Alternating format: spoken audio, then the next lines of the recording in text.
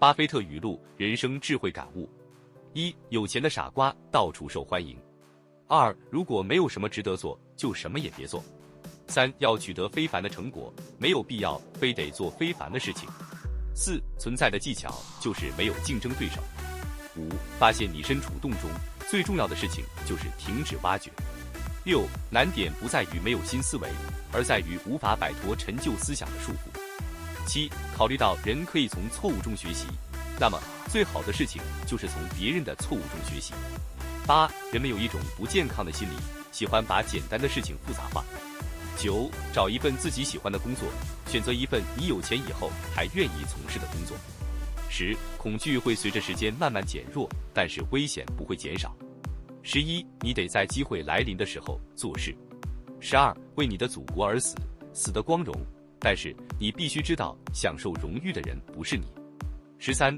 不只是在历史上的其他时候，人类始终在面对一个十字路口，一条路通向彻底绝望，另一条通向完全灭绝。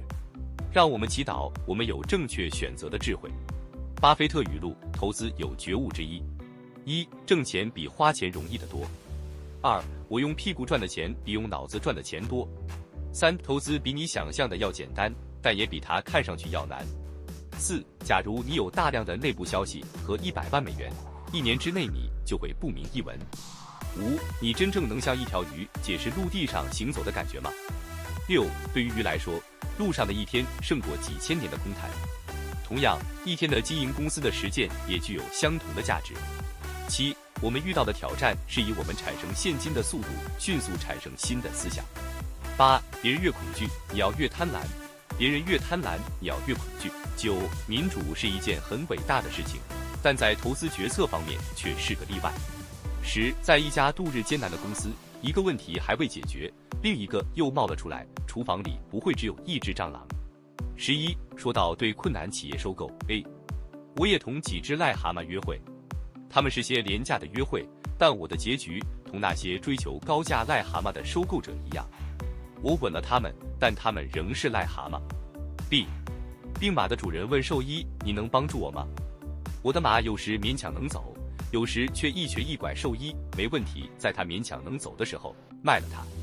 12. 说到巴菲特本人生死对伯克希尔的影响 A， 如果我去世那天伯克希尔股价大跌，是买入的好时机；如果它大幅上涨，我会感到痛苦。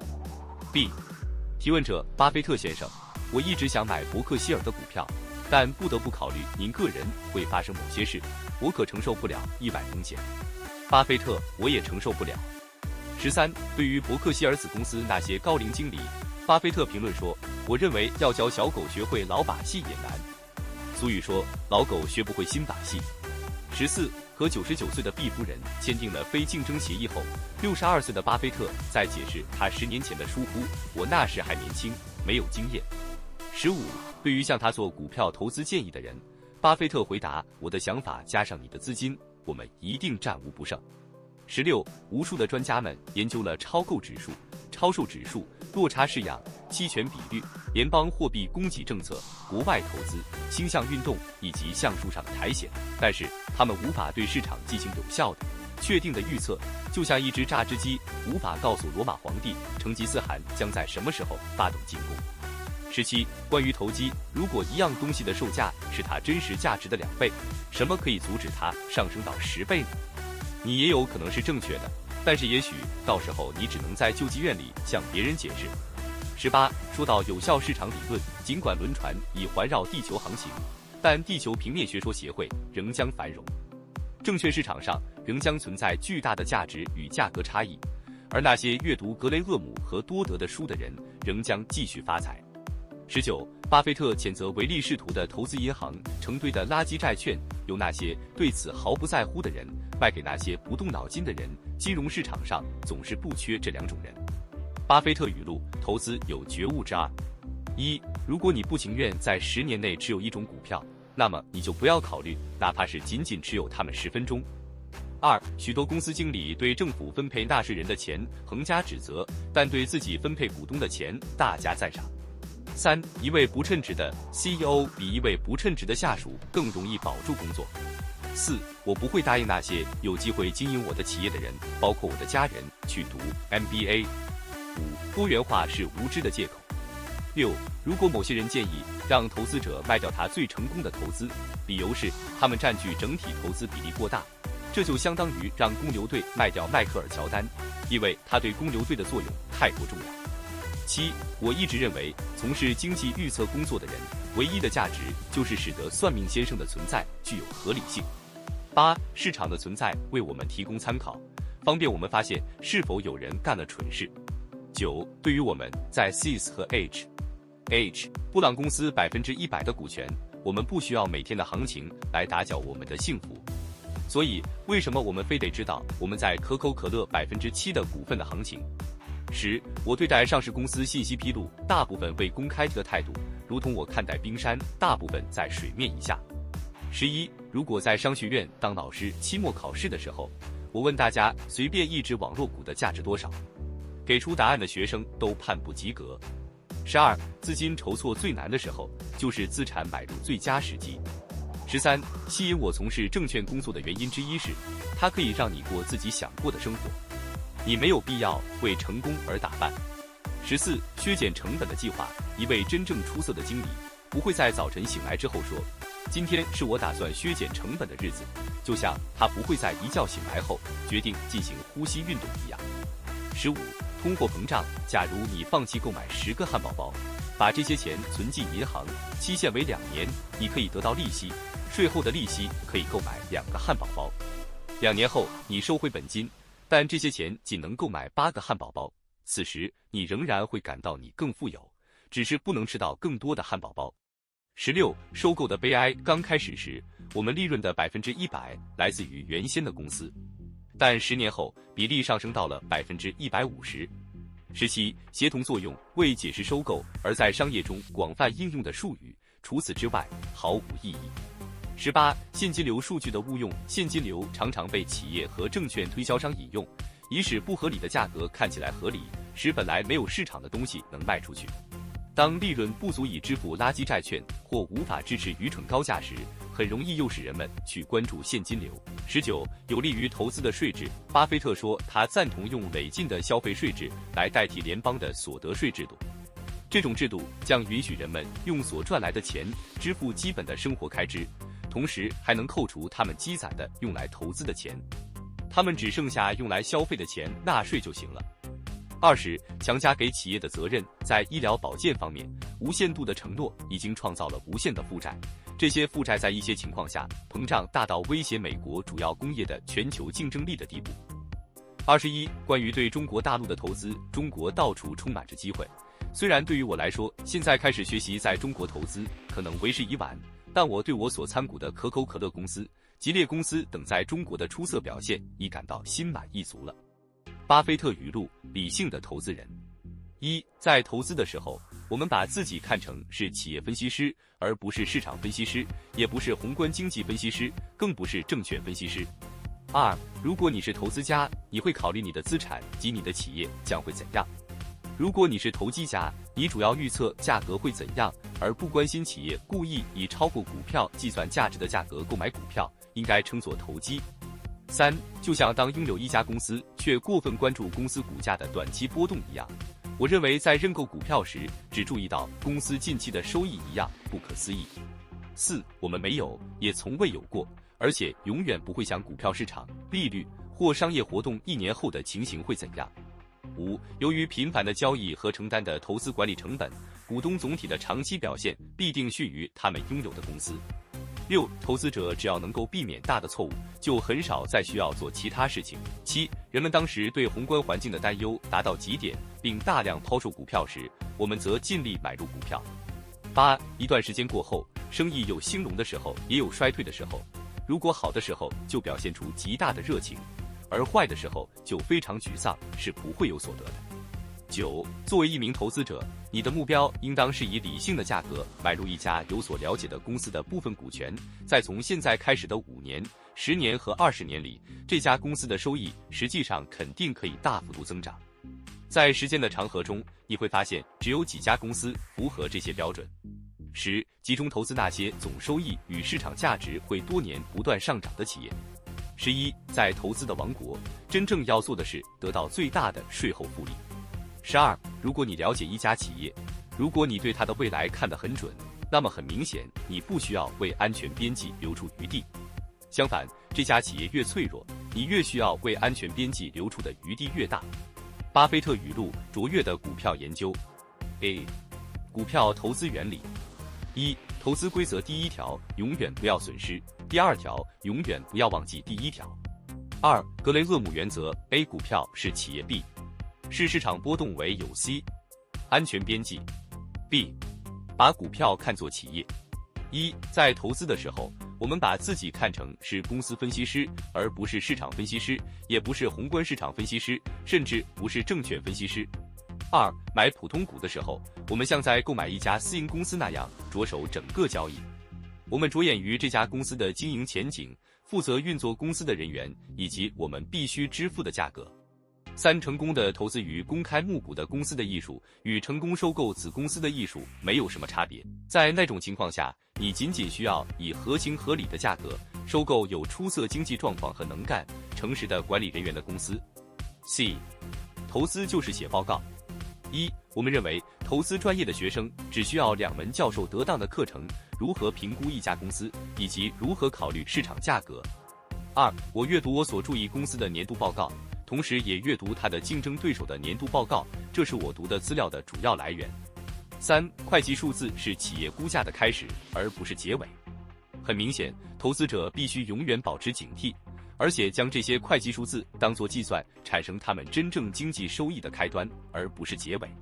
4、能期望一家公司在没有财务杠杆的有形资产净值上赚多少，是这家公司经济吸引力的最佳指南。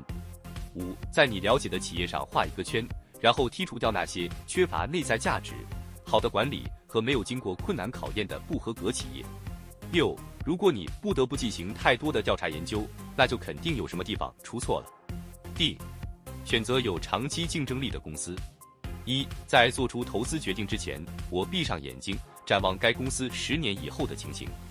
2、考察企业的持久性，最重要的事情是看一个企业的竞争能力。3、投资的关键不是评估一个行业能够在多大程度上影响社会，以及它的优势增长速度有多快，而是考察特定企业的竞争优势，尤其是这种优势能否持久。具有持久优势的产品和服务才能给投资人带来回报。E、关于宏观分析，我们将继续对政治预言和经济预言置之不理，这些东西对许多投资者和商人来说是代价昂贵的消遣。F、投资者的基本功。1、你应当具备企业如何经营的知识，也要懂得企业的语言、财务报表、对于投资的某种沉迷以及适中的品格特性。2、对股市新进入者的忠告，如果进入时资金不多，我会告诉他，做我40年前做过的事情，了解美国的上市公司，长远来看，这些知识将使他受益匪浅。G、投资心理。1、只要不是过于急于求成，合理投资能使你非常富有。2、人们宁愿得到一张下周可能会赢得大奖的抽奖券，也不愿抓住一个可以慢慢致富的机会。3、世界上购买股票的最愚蠢的动机是股价在上涨。4、最为有效的制止投机的方式，就是一个高到极端的股票价位。H、规避投资风险。1、所谓冒险，就是不知道自己在做什么。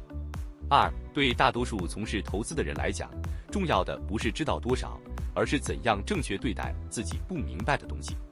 3、轻易获得资金，容易导致草率的决策。4、我们只是在自己能够把握的范围内展开竞争，这样可以剔除很多可能的损失。如果我们在自己画的合格的圈子里找不到可做的事，我们不会扩大我们的圈子，我们将会等待。5、如果你开始就确实取得了成功，那么就不必再做试验。6、在你能力所及的范围内投资，关键不是范围的大小，而是正确认识自己。7、理想的情况是以一种不受短期因素影响的方式来借债。I、关于有效市场假说和随机漫步投资方法。1、在任何竞赛中，无论是金融的、脑力的或者体力的，面对一群被灌输了是都不值得一试的思想的对手，你总是具有巨大的优势。二、罗素，大部分人宁愿死也不愿思考，许多人的确如此。J. 价值评估和机会把握。一、高市净率、高市盈率以及低红利率绝不与按价值买入相矛盾。二、计算价格价值比需要非同寻常的洞察力。三、既然交易活跃的市场周期性的在我们面前展现出少之又少的机会，我们的投资方法就在于把握和利用这种机会。巴菲特语录：如何看待股票市场？一、狂躁抑郁的个性产生狂躁抑郁的定价。在买卖其他公司的股票时，这种失常可以帮助我们。二、一个投资者必须具备良好的公司判断，同时必须把基于这种判断的思想和行为同在市场中的极易传染的情绪隔绝开来，这样才有可能取得成功。三、基金经理无理性的用巨额资金投机导致的市场波动，会给真正的投资者带来更多的采取明智的投资措施的机会。四、拥有可流通证券的劣势，有时可以被巨大的优势替代。股票市场常常给我们机会，以比转移控制权的协商交易要求的价格低得多的价格，买入优秀公司的非控股的股权。五、牛市能使数学定律黯淡无光，但却不能废除它们。六、格雷厄姆说，长期看，市场是称重器，短期看是投票机。我一直认为，由基本原理决定的重量很好测出，由心理因素决定的投票很难评价。七、市场经常是有效的，这一观察是正确的，但由此得出结论说市场永远是有效的，这就错了。这两个假设的差别如同白天与黑夜。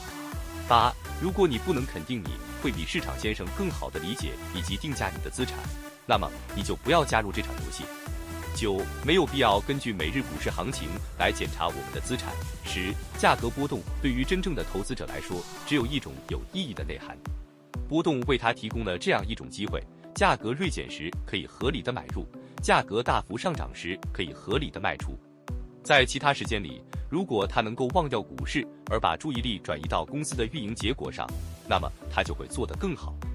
11. 这种市场对于任何投资者，无论是散户还是大户，都很完美，只要他只管自己的投资。基金经理无理性的利用巨额资金投机导致的市场波动，会给真正的投资者带来更多的机会。12. 如果一个投资者能够把自己的思想与行为同市场上盛行的、具有超级感染力的情绪隔离开来，形成自己良好的商业判断，那么他就必将取得成功。13. 当我们买下一种股票后，我们当然不会因为市场关闭1-2年而担忧。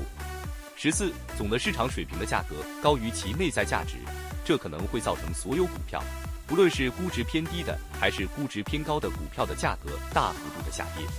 15. 引至低价位的最通常的原因是悲观情绪，这种情绪有时无所不在，有时只是针对某个公司或某个行业。我们希望在这样的氛围里投资，并不是我们喜欢悲观情绪，而是我们喜欢它们所产生的价格。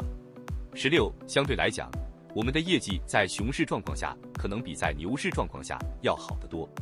17. 在我们看来，由于对短期经济走势或者股市走向感到忧虑，而放弃购买某种未来前景可以预知的股份是很愚蠢的。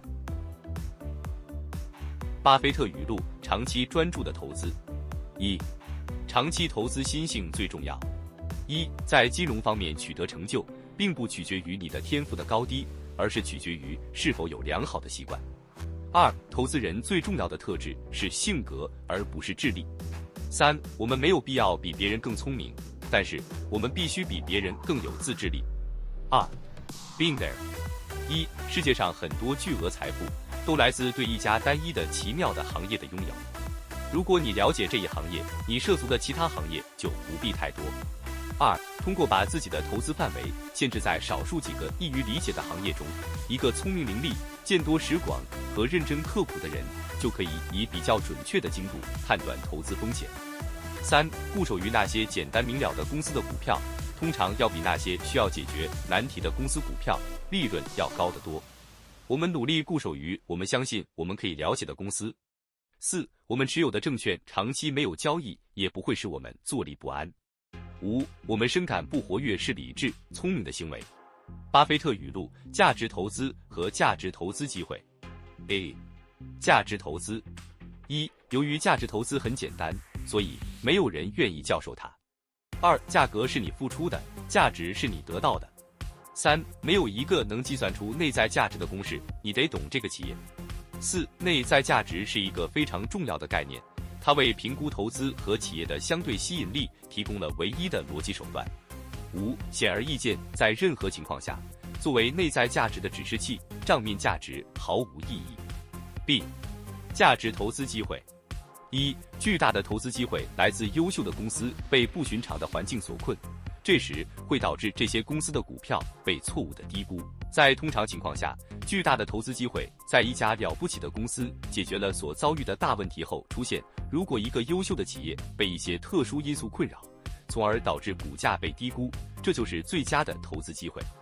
2. 我们始终在寻找有可以理解的、持续的和罕见的良好经营业绩的大型公司，这些公司由能力非凡并且为股东着想的管理人员运作。3. 如果你无法左右局面，那么错失一次机会也不是什么坏事。4. 寻找超级明星给我们提供了走向成功的唯一机会。巴菲特语录：我的工作就是阅读和写作。1. 如果我没有阅读费雪作品的话，那么在我前面比我富有的人将大有人在。我甚至不能计算35年前购买他的书所带来的综合收益率。2. 通过阅读竞争者的年报，我想知道竞争者将会做什么，谈论什么，他们将得到什么结果，采取什么策略对他们似乎合乎逻辑。3.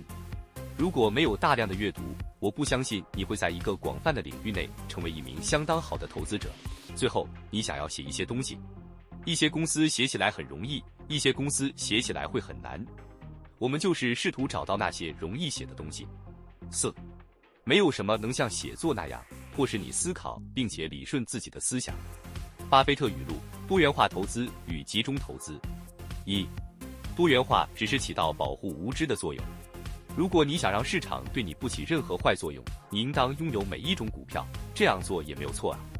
这对于那些不知如何分析企业情况的人来说是一种完美无缺的战略。2. 通过定期的投资于指数基金，那些门外汉投资者可以获得超过多数专业投资大师的业绩。3. 我们相信投资组合集中化的策略有可能会大大降低风险。如果它可以使你，它也应当使你在某一项投资上集中更高的注意力，并且使你对其经营特征拥有更可靠的了解。4. 如果你对投资略知一二，并能了解企业的经营状况，那么选5至10家价格合理且具长期竞争优势的公司。传统意义上的多元化，广义上的活跃有价证券投资对你就毫无意义了。5. 我们采取的战略与标准多元化信条格格不入。许多权威评论者会说，我们的战略可能比传统投资者的更具风险。我们认为，如果投资者提升他对企业经济状况的满意度，那么在购买他们的股票，事实上他们也应该这样做，那么集中投资的策略反而会降低风险。6. 我们占据着只有少数人才拥有的最优秀的股票，既然如此，我们为什么要改变战术呢？ 7. 我们的投资集中在几家杰出的公司身上，我们是集中投资者。巴菲特语录：选择具备品质恒久的企业长期持有。1. 我们最喜欢的持有期限是永远。2. 近乎懒散的倦怠构成了我们的投资风格的基石。3.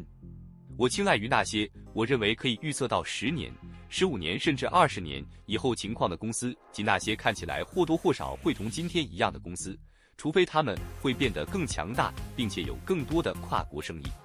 4. 我们愿意无限期的持有股票，只要我们能够预期资产的真实价值将会以令人满意的速度增长。5. 我们很愿意无限期的持有任何证券，只要商业活动在未来的股本收益令人满意，管理层是诚实的和有能力的，而且市场没有对资产高估定价。6. 还有什么能比投资于一个优秀企业所带来的回报更高的呢？ 7.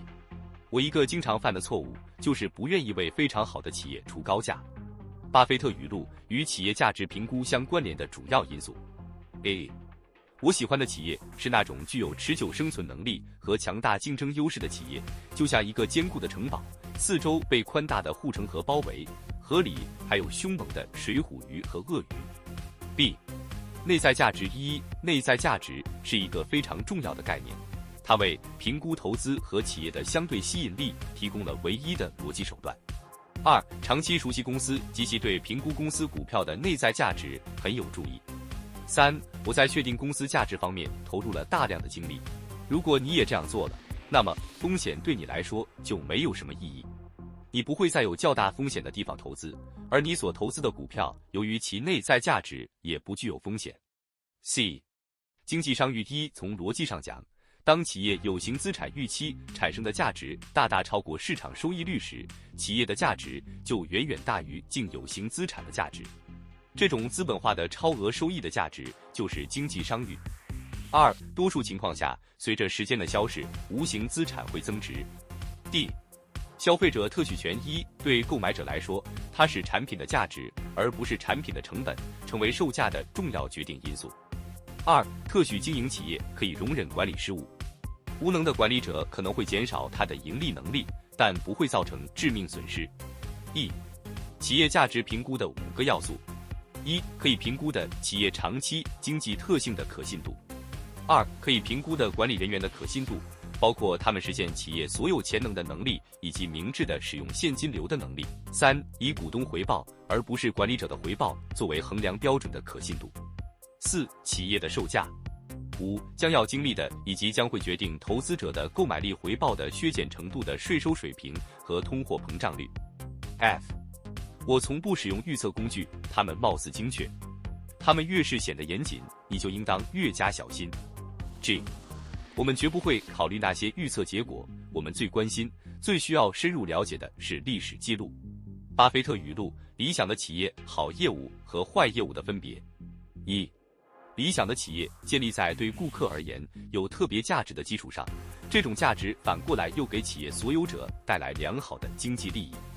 2、我在评价一家企业时总会问自己一个问题：假如我有足够的资金与熟练的人员，我在多大程度上喜欢与它竞争？3、真正有吸引力的业务是那些不需要任何投资就可以运作的业务，因为这意味着投资已经不能使任何其他人介入到这项业务中来，这就是最佳的业务。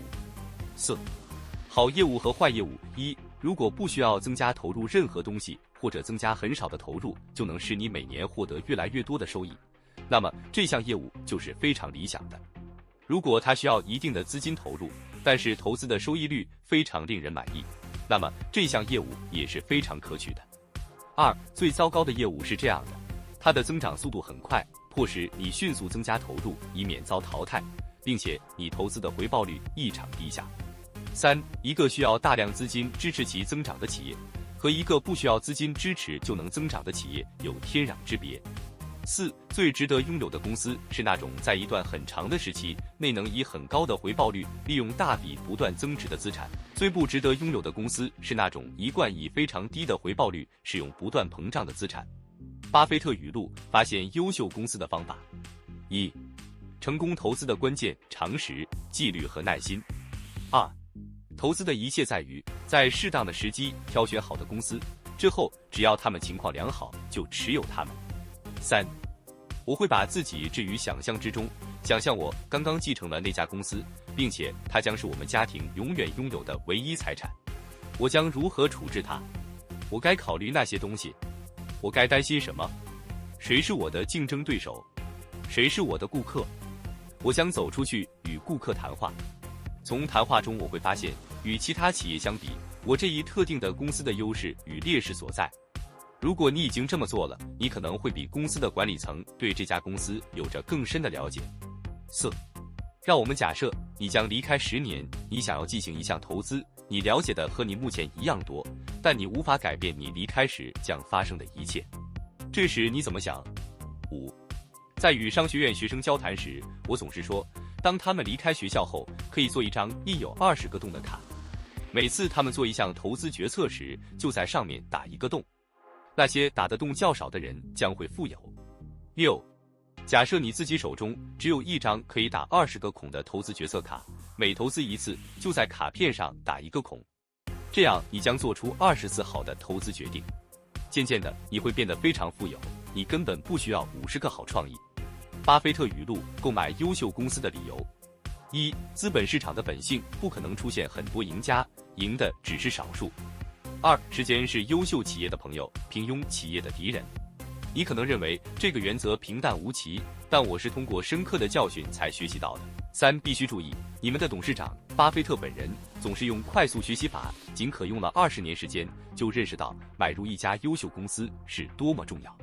四、购买优秀公司的一个原因是，另一个原因是强劲的增长势头。购买过程一旦结束，他的投资者只需坐在哪儿，把他们的工作都托付给公司的经理们去做。五、以一般的价格买入一家不同寻常的公司，比以不同寻常的价格买入一家一般的公司要好得多。巴菲特语录：选股诀窍，对企业的了解和选择绩优企业。一、我们喜欢这样的企业，务实、简单、稳定。二、我们总是关注那些容易预测的公司。三、证券分析应当简约，如果数据看起来是正确的，而且管理层知道他们正在做什么，为什么还需要一份长达40页的报告呢？